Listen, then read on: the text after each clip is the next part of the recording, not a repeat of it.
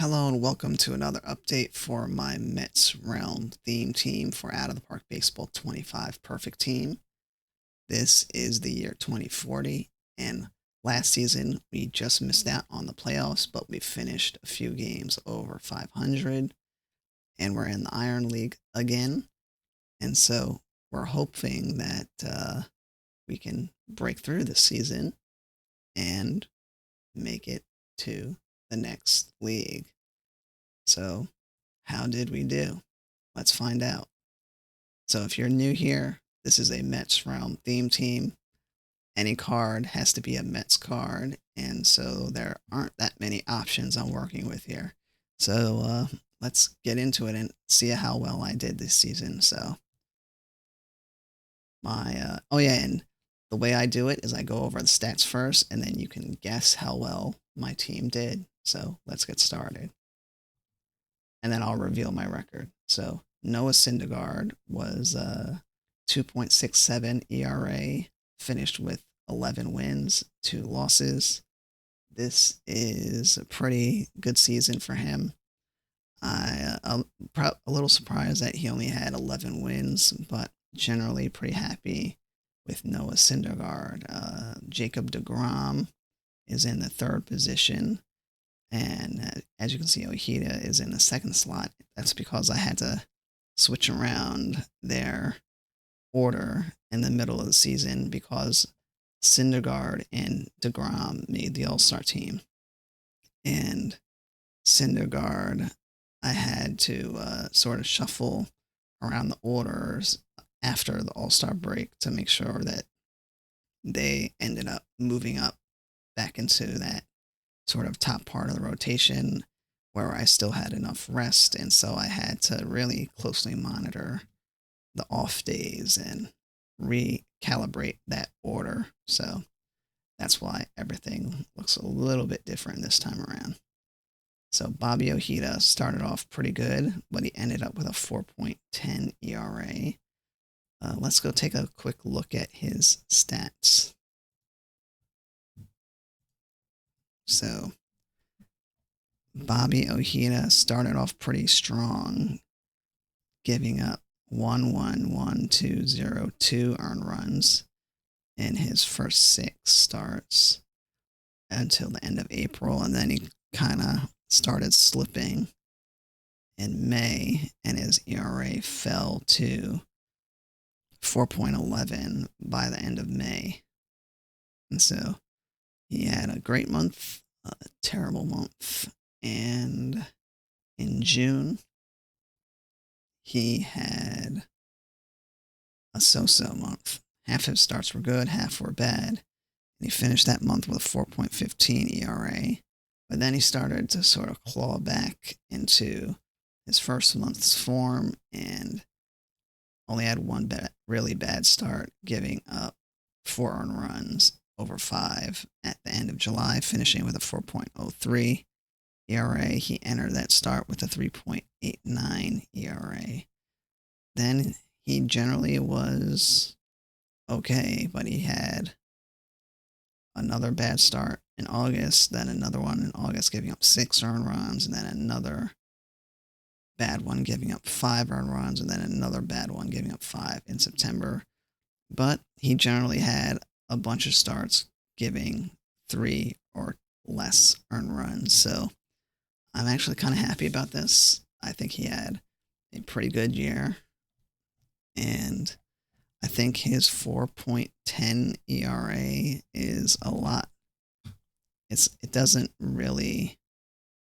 not really indicative of how well he was and during the whole season. And this 1.1 innings with 7 earned runs given up at the end of May really bloated his ERA to a point that kind of made him look like a little worse than he actually was over the season. So this is one of those cases where I say that you really have to look at the games to see how that represents the ERA. It's one of the, like, you have to, the ERA doesn't always tell the full picture of a pitcher. And so Jacob deGrom did a 3.47 ERA. He actually started off really good. Let's go to him. And he actually started off, pretty good, but he did have some shaky ones, giving up 4 earned runs, and he had 0, 1, 4, 0, 1, 4, 4, 3, 1, 1, 1, 0 earned runs through that many starts. That's about like, say 1, 2, 3, 4, 5, 6, 7, 8, 9, 10, 11, 12, 13 starts, and he had like 4 bad ones. So that was impressive. And going into where's that All-Star break?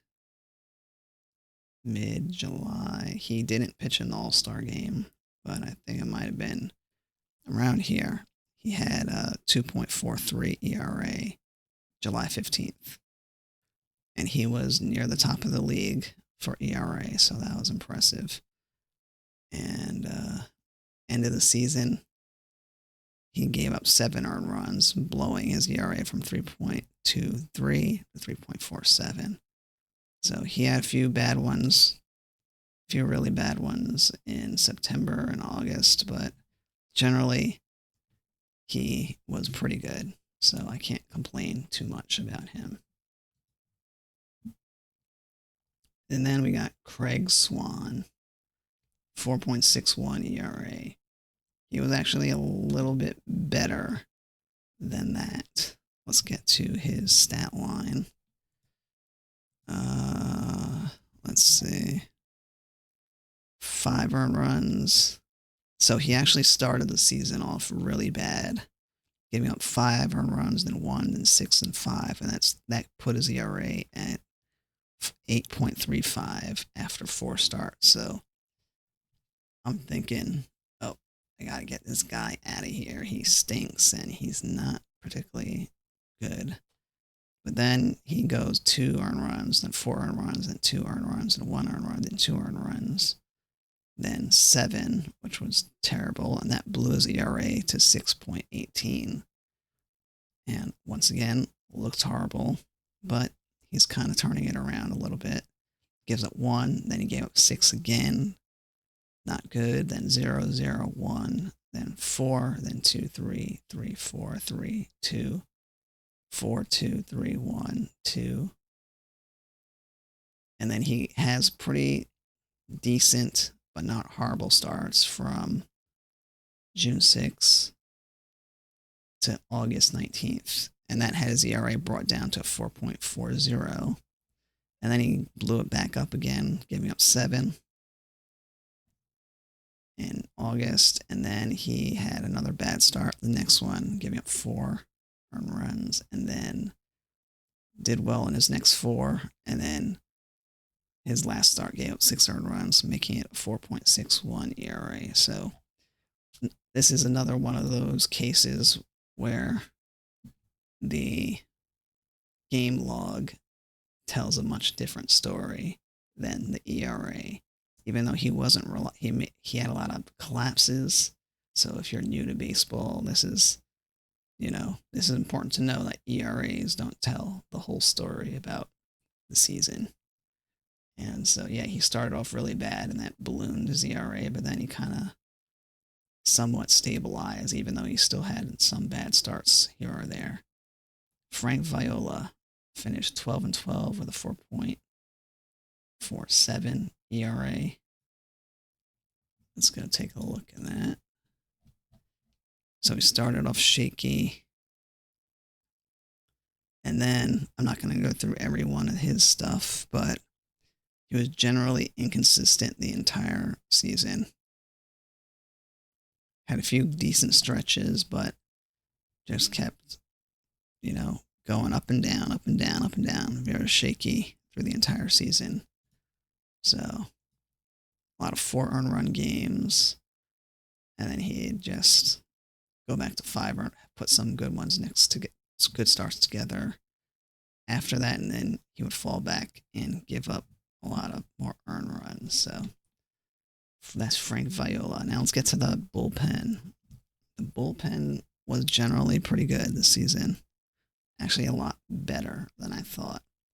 My upgraded Roger McDowell card really performed well, although he dropped off a little towards the end.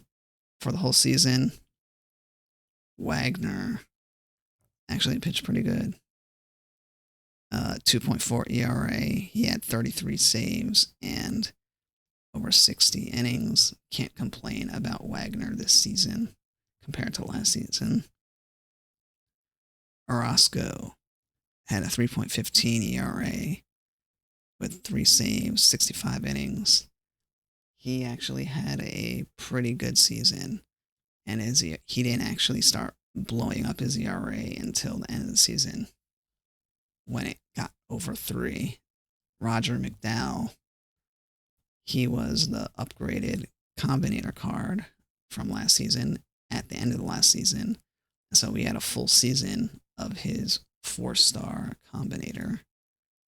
And let's go take a quick look at his game log. So he was my setup man for most of the season.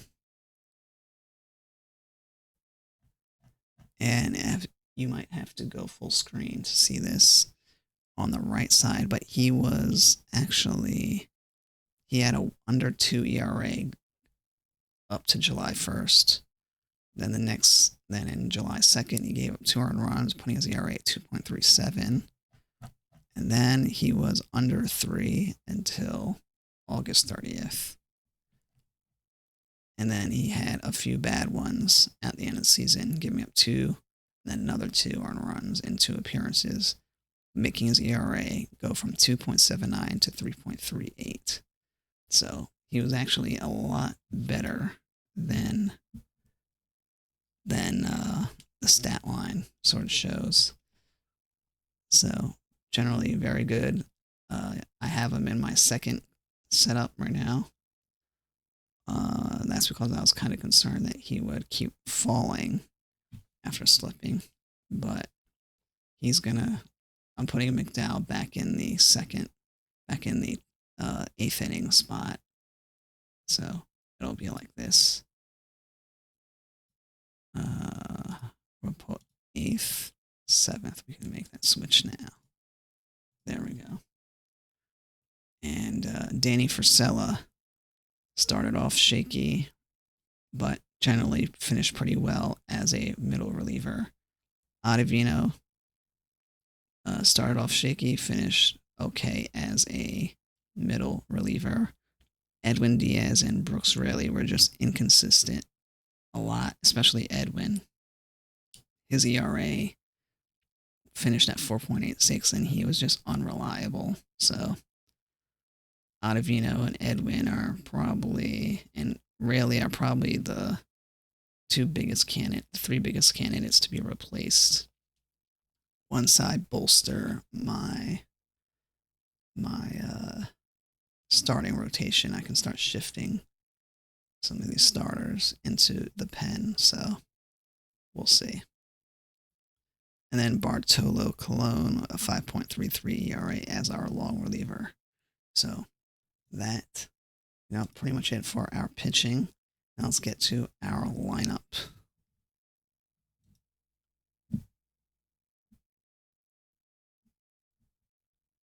Let's go to overview screen here. So you might notice 2 new additions to my lineup. Carlos Beltran was added in August. This is the Carlos Beltran card. He's eligible for center and right. Was able to add him. And some of you may be asking how I was able to get him. If you watch the pack opening that I did, the packs opening, over 300 packs, I got a bunch of good stuff to sell. You might want to check that out. That's available. That's still available on YouTube. And a lot of interesting stuff happened in that pack packs opening session. So go check that one out. And it's on the playlist for Out of the Park Baseball if you need to find it. And yeah, so he's got great defense and good hitting. So generally pretty happy with Beltran. Then we've got Cedeno. Not Cedeno. I didn't want Cedeno. Alfonso, our other addition, who I got a few hours before Beltran, and he got moved into the second base starting slot. This is the 2000 Alfonso, eligible for second, third, and shortstop. He's got good defense ratings. So once again, our team is improving in defense and in power. We've got a lot more power now. So now we're starting to really strengthen our team. All right, so let's go into our stats for the season. I like to organize by average. So here we go. Alfonso played 43 games, but he finished with the highest average, 291 average, 5 homers, 27 RBIs. Piazza finished 288, 23 homers, 92 RBIs. Bonilla, 21 homers, 91 RBIs for a full season, 273 average. Matsui, I decided to put as my backup second baseman. And he finished 264 with 2 homers and 20 RBIs as a backup most of the year. And let's see, Cedeno, 261, 2 homers, 46 RBIs, 72 runs. He was my leadoff guy for most of the year. 37 stolen bases and 19 caught stealing. So not bad. And then Magadan kind of fell off a little bit here. 259 average. His splits weren't quite as good as they used to be. Darryl, 241 average. And Howard Johnson, 220. Howard Johnson had, Darryl had 28 homers, 79 RBIs, 241. So that wasn't bad. Howard Johnson, 21 homers, 71 RBIs, and 224 average. And Beltran didn't really hit for average against both sides, but he did have 5 homers and 18 RBIs in 39 games. And Alonso had 12 homers and 40 as a split, as a platoon first baseman. So platoon first base and sometimes DH. So, and Duffy Dyer, didn't really expect much from him. So that is our hitting. So now that I've showed you my hitting, what do you think we did this season? How well do you think we did this season? So I'm going to reveal that in 5, 4, 3, 2, 1. All right, so we finished the season 88 and 74. We finished in the bottom wild card position, and we ended up losing the wild card 2-1 in versus Greenville. So we made a huge progress. Last season we finished 82 and 80. We're 88 and 74 this season, and we only had Alfonso and Beltran for 2 of the months. So the last 2 months. So next season, just like I said, we were gonna have Bonilla for a full season this year. We're gonna have Alfonso and Beltran for a full season next year. And if I notice the results here, we're gonna be in very, very good shape next season, ready to compete So, and I did get a lot of stuff to sell for my packs opening. So I was able to get Alfonso, Beltran, and now I have enough to get the next player that I need, which is Christian Scott. So let's go through our standings really quick. So this was my division. I actually finished almost in first place, but I was in a competitive division because my fellow wild card guy here, Palmdale Princes, finished the same record, but I think I'm not quite sure how they decided that he would finish above me. So I had to face the top wild card. I had to face the lowest division, and Palmdale faced the top wild card. So, and let's go to the wild card standings. Here's what the wild card standings did for me. Might have to go full screen when watching to see. And so we are actually we were competitive most of the season. Let's go to reports and logs. No, we don't want that. Team stats. So let's get our month records here. So in April, I was 12 and 15. Although the first month counts March, so actually 13 and 17. A little under 500. It was pretty disappointing. In May, I was 11 and 16. Another really disappointing month.